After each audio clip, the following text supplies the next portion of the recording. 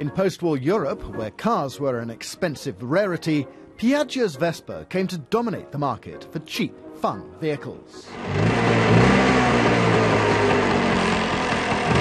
For British mods of the early 60s, being seen on a Vespa was an essential part of the image. The scooters from that era are nowadays restored by aficionados like Niall McCart and resold as classic vehicles to well-heeled customers.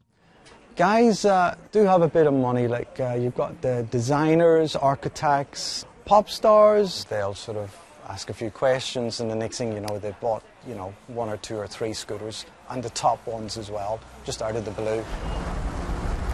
The economic chill in Europe has been boosting demand for scooters as cheap commuter transport.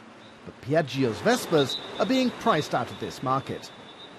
Vespas are no longer the poor man's runabout.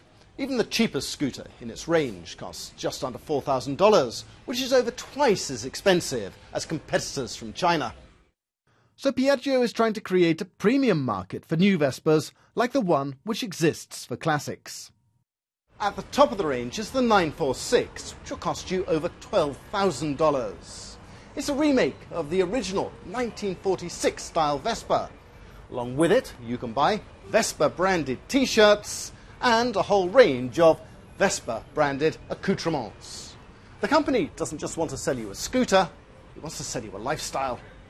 The only thing we can think is that they're trying to elevate the level of the brand to an iconic status, much in the same way that Lambretta have done with clothing and toiletries and other ancillaries. Vespa is an historic name amongst scooters, but can it make it into the ranks of world superbrands? Sales of the 946 will show.